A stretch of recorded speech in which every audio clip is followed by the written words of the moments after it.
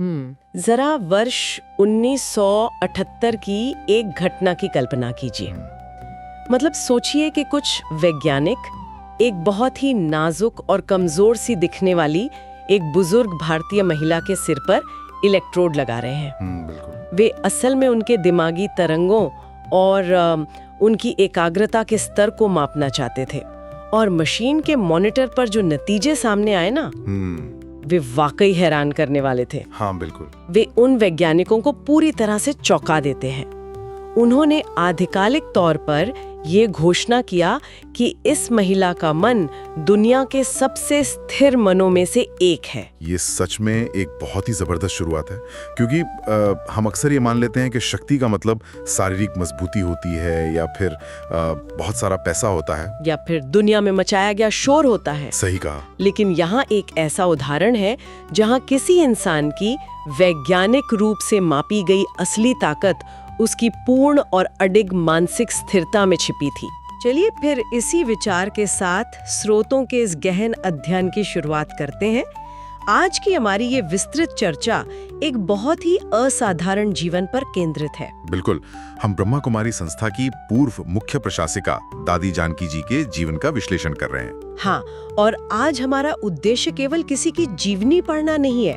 हम सभी के लिए आज ये समझना सबसे जरूरी है कि कैसे एक पारंपरिक पृष्ठभूमि से आने वाली महिला ने, जो पुरानी बीमारियों से भी जूझ रही थी, हाँ बिल्कुल, बीमारियों से जूझते हुए भी केवल अपनी आंतरिक शांति के बल पर एक बहुत बड़े वैश्विक आंदोलन का निर्माण किया। और मुझे लगता है कि आज के समय में हम सभी के लिए इस विषय की प्रासंगिकता बहुत अधिक है।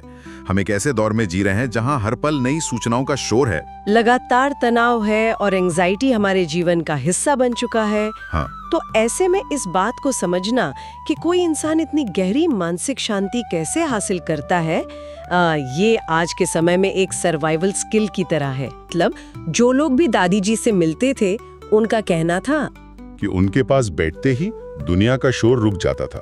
हाँ, उन्हें लगता था जैसे दुनिया का सारा शोर रुक गया हो और उनका पूरा ध्यान सिर्फ आप पर हो। अब सवाल ये है कि कोई इंसान अपने भीतर इस स्तर का ठहराव कैसे पैदा करता है। इस ठहराव को समझने के लिए हमें उनके शुरुआती मानसिक विकास को देखना होगा। एक धार्मिक परिवार में जन्म लेने के बावजूद महज 11 साल की उम्र में ही उनकी सोच सामान्य बच्चों से बिल्कुल अलग थी। 11 साल? मतलब इतनी छोटी उम्र में? हाँ बिल्कुल। जहाँ उस उम्र के बच्चे खेल कूद में व्यस्त होते हैं ना, उन्होंने अपने पिता से स्पष्ट कह दिया कि उन्हें केवल किताबी पढ़ाई नहीं करनी है। अरे वाह! वे परमात्मा की सच्ची और व्यवहारिक खोज करना चाहती थी। बात सिर्फ यहीं तक सीमित नहीं थी। जब उन्हें तीर्थ यात्राओं पर ले जाया जाता था, तो वहाँ क्या होता था? तो वे वहाँ के बड़े बड़े साधु संतों के पास जाकर एक बहुत ही सीधा और तीखा सवाल पूछती थी। अच्छा। हाँ, वे कहती थी कि मुझे शास्त्रों का ज्ञान मत दीजिए। अच्छा। हाँ, वे कहती थी कि मुझे ईश्वर के साथ का अपना व्यक्तिगत अनुभव बताइए। और आपको जानकर हैरानी होगी कि इस सवाल के जवाब में उन्हें अक्सर केवल गहरा मौन ही मिलता था। मतलब ये तो बिल्कुल वैसा ही है ना, जैसे कोई बच्चा किसी बहुत बड़े वैज्ञानिक के पास जाए और कहे कि मुझे विज्ञान की किताब में अणु या एटम के बारे में मत पढ़ाइए। हाँ बिल्कुल, सीधा लैब में ले चलिए। वही तो, वो कहे कि मुझे सीधा अपनी लैब में ले चलिए, माइक्रोस्कोप लगाइए और मुझे वो अणु मेरी अपनी आंखों से दिखाइए। सही उपमा दी आपने। वे किसी भी चीज को बिना परखे मान लेने वाले विश्वास की बजाय सीधे प्रैक्टिकल अनुभव की मांग कर रही थी। तो अगर हम इसे गहराई से समझें तो आध्यात्मिकता को केवल सुनने सुनाने की बजाय इस तरह की व्यावहारिक अनुभूति की मांग करना किसी के मानसिक विकास को कैसे बदल देता है। ये एक बहुत ही महत्वपूर्ण मनोवैज्ञानिक बदलाव है। जब हम केवल जानकारी इकट्ठा करते हैं तो हमारा दिमाग एक रिसीवर की तरह काम करता है। सिर्फ सूचनाएं ग्रहण करता है। बिल्कुल। लेकिन जब हम अनुभव की मांग करते हैं तो हम अपनी चेतना के खुद वैज्ञानिक बन जाते हैं। दूसरों के अनुभवों की कहानियों को नकार कर वे असल में अपने दिमाग को यह ट्रेनिंग दे रही थी कि सत्य केवल तभी सत्य है जब वह मेरी वास्तविकता को बदल सके। जानने और बनने के बीच का फर्क। एकदम सही। और इसी फर्क ने आगे चलकर उनके पूरे जीवन की नींव रखी। और मुझे लगता है कि बनने की ये खोज उन्हें 1937 के आसपास एक बहुत बड़े मोड़ पर ले आई। मतलब चलिए उस दृश्य की कल्पना करते हैं। जब वे पार्क में टहल रही थी। हाँ, वे अपने पिता के साथ एक पार्क में टहल रही हैं और सामने से दादा लेखराज आ रहे हैं, जिन्हें बाद में दुनिया ने ब्रह्मा बाबा के नाम से जाना। वे उन्हें देखती हैं और उन्हें बाबा के चारों ओर एक अलौकिक दिव्य प्रकाश दिखाई देता है, जो उनके पिता को बिल्कुल नहीं दिखा। बिल्कुल नहीं दिखा। लेकिन इस गहरे आध्यात्मिक अनुभव के बाद भी उनकी जिंदगी कोई आसान नहीं हो गई। इसके तुरंत बाद उनकी शादी एक बेहद अमीर और संपन्न परिवार में कर दी गई। एक ऐसा परिवार जहां अपार धन दौलत थी, लेकिन साथ ही बहुत सख्त पारंपरिक सीमाएं भी थीं। और यही तो सबसे बड़ा विरोधाभास है। बाहर से देखने पर उनके पास सब कुछ था, पैसा, सुरक्षा, रुतबा, लेकिन अंदर से वे घुटन महसूस कर रही थी। हाँ, उन्हें उन आध्यात्मिक सत्संगों में जाने की इजाजत नहीं थी जहाँ वे जाना चाहती थी। और मानो इतना ही काफी नहीं था, इसी बीच उन्हें टीबी यानी क्षय रोग जैसी गंभीर बीमारी हो गई, जिसे उस दौर में तो मौत की सजा के बराबर ही माना जाता था। बिल्कुल। अब यहाँ मैं पारंपरिक आजादी के विचार को चुनौती देना चाहूंगी। हम अक्सर सोचते हैं कि आजादी के लिए पैसे और अच्छे स्वास्थ्य की जरूरत होती है। सही बात है। लेकिन यहाँ एक महिला है जो मौत के करीब ले जाने वाली बीमारी से जूझ रही है, और वो उस बेशुमार दौलत को ठुकराकर कराची में ओम मंडली नाम के एक साधारण से समूह से जुड़ जाती है। तो क्या सच्ची आजादी का हमारी बाहरी परिस्थितियों से कोई लेना देना नहीं है? बिल्कुल नहीं। और उनके जीवन का ये चरण इसी बात का सबसे बड़ा प्रमाण है। जब वे ओम मंडली गईं, तो वहाँ का जीवन किसी महल जैसा नहीं था। मतलब काफी संघर्ष रहा होगा। हाँ, वहाँ अत्यंत सादगी थी, अनुशासन था और भौतिक साधनों की भारी कमी थी। लेकिन यहाँ जो बदलाव हुआ ना, वो समझने लायक है। वो क्या था? एक बीमार और बेबस इंसान की तरह महसूस करने की बजाय उन्होंने अपने मन को एक प्रयोगशाला में बदल दिया। मन को प्रयोगशाला बनाना, ये बहुत ही दिलचस्प बात है। कोई इंसान अपने ही मन को लैब कैसे बना सकता है? ये उनके खुद के विचारों और प्रतिक्रियाओं पर किए गए प्रयोगों के जरिए हुआ।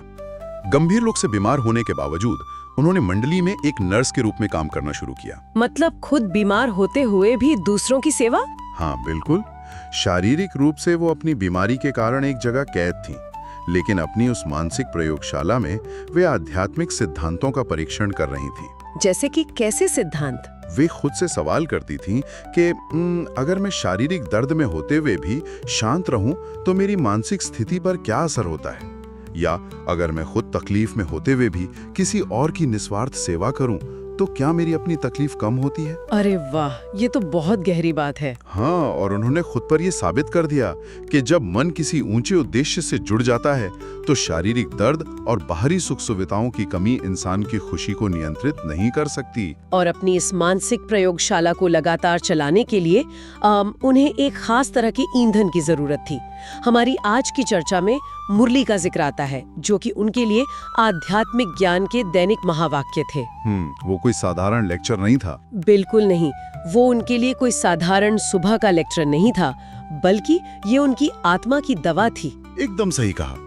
एक बार जब वे इतनी बीमार थीं कि बिस्तर से उठकर क्लास तक नहीं जा सकती थीं, तो वे गहरे उदासी में डूब गईं। शायद इसलिए कि वे किसी सामाजिक कार्यक्रम का हिस्सा नहीं बन पाई। नहीं, इसलिए नहीं, बल्कि इसलिए क्योंकि उन्हें लगा कि वे अपनी आत्मा के पोषण से वंचित रह गईं। ज्ञान के प्रति उनका सच्चा प्रेम। हाँ, और उनकी इस गहरी तड़प को देखकर उनके कमरे में ही माइक्रोफोन और स्पीकर का इंतजाम किया गया, ताकि वे बिस्तर पर लेटे हुए भी उस ज्ञान को सुन सकें। ज्ञान को सीधा दवा या एक जीवन रक्षक खुराक की तरह लेना, ये बहुत गहरा समर्पण है।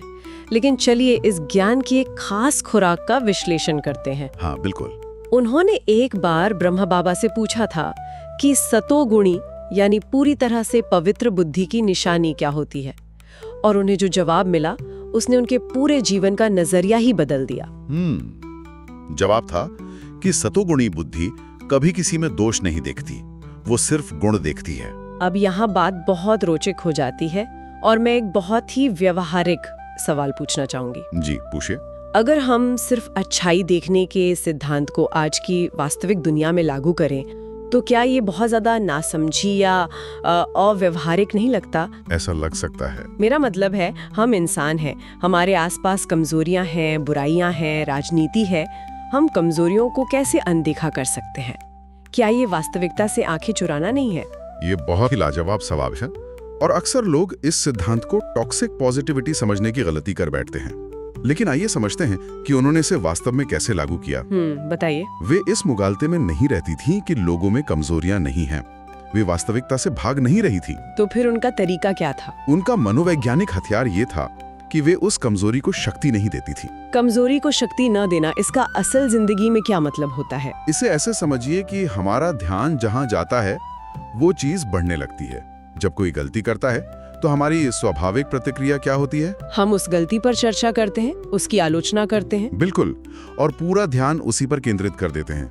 ऐसा करके हम असल में उस व्यक्ति की नकारात्मकता को और मजबूत कर रहे होते हैं और उसे डिफेंसिव बना देते हैं। एकदम सही। दादी जी की रणनीति बिल्कुल अलग थी। वे किसी इंसान के भीतर बहुत गहराई में छिपे हुए गुणों पर ध्यान केंद्रित करती थी, भले ही वो गुण अभी पूरी तरह से बाहर ना आया हो। अच्छा। जब आप किसी व्यक्ति से उसकी सर्वश्रेष्ठ क्षमता के आधार पर व्यवहार करते हैं तो वह व्यक्ति अवचेतन रूप से उस स्तर तक पहुंचने की कोशिश करने लगता है। तो ये वास्तविकता को अनदेखा करना नहीं है? बिल्कुल नहीं। ये इस बात का चुनाव है कि आप इंसान के किस हिस्से को सींच कर बड़ा करना चाहते हैं। ये सशक्तिकरण का सबसे उच्च स्तर है। नेतृत्व के टूल की तरह इस्तेमाल कर रही थी, और मुझे लगता है कि उनके इस अनोखे नेतृत्व का सबसे बड़ा इम्तिहान हुआ साल 1974 में। हाँ, जब वे लंदन गई। जरा इस दृश्य को ध्यान से देखिए। उनकी उम्र 58 वर्ष है। उन्हें इस आध्यात्मिक आंदोलन को फैलाने के लिए लंदन भेजा जाता है। उम्र 58 साल, स्वास्थ्य हमेशा से नाजुक, कभी भारत से बाहर कदम नहीं रखा, और सबसे बड़ी बात, उन्हें अंग्रेजी भाषा का एक शब्द भी नहीं आता था। अगर आप इसे आज की कॉर्पोरेट दुनिया के नजरिए से देखें तो किसी ग्लोबल एक्सपेंशन के लिए ये सबसे कमजोर प्रोफाइल लगेगा। कोई भी कंपनी ऐसे इंसान को विदेश नहीं भेजेगी। कभी नहीं। ये हर तर्क के खिलाफ जाता है। लेकिन इसके बावजूद लंदन में उनकी उपस्थिति एक चुम्बक की तरह काम करने लगी। हाँ, मैंने पढ़ा कि यूनिवर्सिटी के छात्र, वैज्ञानिक, कलाकार सब उनकी तरफ खींचे चले आए। बिल्कुल, और आगे चलकर उन्हें संयुक्त राष्ट्र में विजडम कीपल्स का प्रतिष्ठित सम्मान मिला, और 2007 में वे पूरे विश्व में फैले इस नेटवर्क की मुख्य प्रशासिका बन गई। उनकी इस पूरे कार्यप्रणाली को समझाने के लिए एक बहुत ही शानदार एनालॉजी है, जिसका इस्तेमाल वे खुद किया करती थी।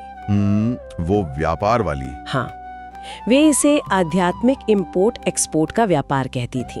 अच्छा। उनका कहना था कि जैसे व्यापार में वस्तुएं बाहर से मंगाई जाती हैं और फिर बाहर भेजी जाती हैं, वैसे ही हमें योग के माध्यम से परमात्मा से शांति और शक्ति का इंपोर्ट करना चाहिए, और फिर अपने कर्मों के जरिए दुनिया में उसका एक्सपोर्ट करना चाहिए। ये एनालॉजी बहुत ही सटीक तरीके से उनके प्रभाव को समझाती है। वे वहां लोगों को अंग्रेजी के भारी भड़कम शब्दों से प्रभावित नहीं कर रही थी, बल्कि वे एक बहुत ही उच्च स्तर की वाइब्रेशन का एक्सपोर्ट कर रही थी। लेकिन मुझे इसी कैसे पे थोड़ा और गहराई में जाना है। मतलब अक्सर जब हम दुनिया भर में फैले किसी इतने बड़े संगठन को चलाने की बात करते हैं तो लगता है आक्रामकता चाहिए। हाँ, आक्रामकता, दबदबा और ऊपर से नीचे तक नियंत्रण की जरूरत महसूस होती है। लेकिन उन्होंने सिर्फ विनम्रता, सादगी और हांजी के रवैये के साथ इतना बड़ा ग्लोबल नेटवर्क कैसे चला लिया? उन्होंने अपना नेतृत्व अहंकार के जरिए नहीं, बल्कि पूर्ण उपस्थिति के जरिए स्थापित किया। उपस्थिति? हाँ, मतलब जब आपके भीतर शून्य अहंकार होता है और आपका कोई व्यक्तिगत स्वार्थ नहीं होता, तो लोग आपके आसपास खुद को बहुत सुरक्षित महसूस करते हैं।